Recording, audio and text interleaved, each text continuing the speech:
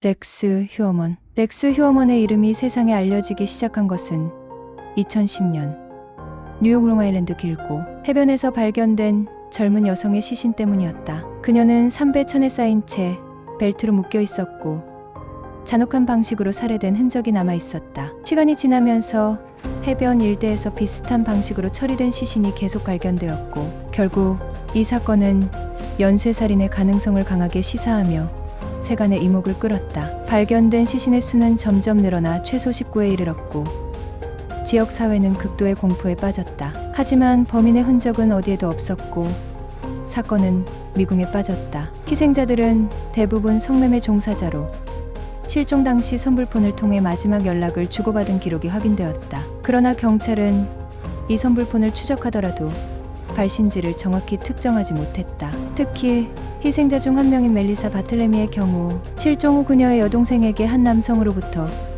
조롱 섞인 전화가 걸려왔다. 그는 너도 언니처럼 창녀냐?고 묻는가 하면 내 언니는 이미 죽었다. 썩어가는 모습을 지켜보게 될 것이다 라는 말을 남기며 가족을 심리적으로 괴롭혔다. 경찰은 전화를 추적했지만 발신자는 메디슨 스퀘어 가든이나 맨해튼, 미드타운 같은 사람이 붐비는 장소에서만 통화를 해 단서를 남기지 않았다. 희생자 중 또 다른 여성 메간 워터맨은 크레이그리스트에 에스코트를 구한다는 광고를 낸 후 실종되었다. 실종 당시 그녀는 뉴욕주 호포즈의 한 모텔에 머물고 있었으며 마지막으로 자신의 연하 남자친구와 전화를 나눈 것이 확인되었다. 그녀의 시신은 몇 달 뒤 길고 해변에서 발견되었으나 그녀가 마지막으로 만난 인물에 대한 단서는 여전히 오리무중이었다. 앰버 코스텔로는 $1,500를 주겠다는 남성의 연락을 받고 집을 나선 뒤 실종되었는데 그녀의 시신 역시 길고 해변에서 발견되었다. 희생자들은 모두 비슷한 방식으로 살해되었고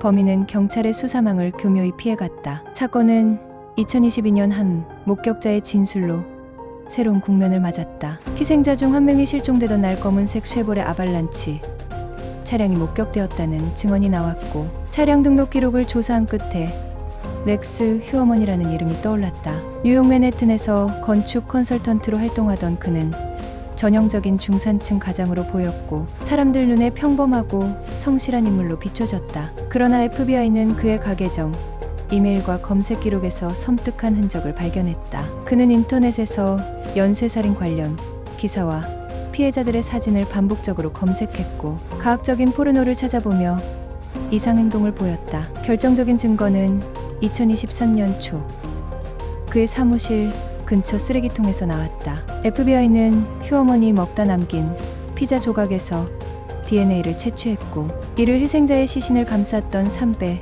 천에서 발견된 머리카락의 DNA와 대조했다. 결과는 일치했다. 휴어먼은 곧바로 체포되었고 그가 살해한 것으로 확인된 피해자는 현재까지 3명에 이른다. 그러나 경찰은 길고 해변에서 발견된 시신이 19 이상인 점을 들어 추가 피해자가 있을 가능성을 열어두고 있다. 체포된 후 렉스 휴어먼의 주변 사람들은 그에 대한 엇갈린 증언을 내놓았다. 직장 동료들은 그를 박학다식하고 일에 헌신적인 사람으로 기억했다. 반면 그의 이웃은 그와 마주친 모든 순간이 불쾌했고 그의 체포는 소름 끼치지만 놀랍지는 않았다고 말했다. 그의 아내는 체포 직후 이혼 소송을 제기했지만 이후에도 매주 교도소를 찾아가는 등 여전히 혼란스러운 행보를 보였다. 렉스 휴어먼의 체포는 뉴욕 사회에 큰 충격을 안겼지만 사건의 진실은 아직 완전히 밝혀지지 않았다. 길고 해변에서 발견된 다른 시신들이 그의 소행인지 아니면 또 다른 범인이 있는지에 대한 조사는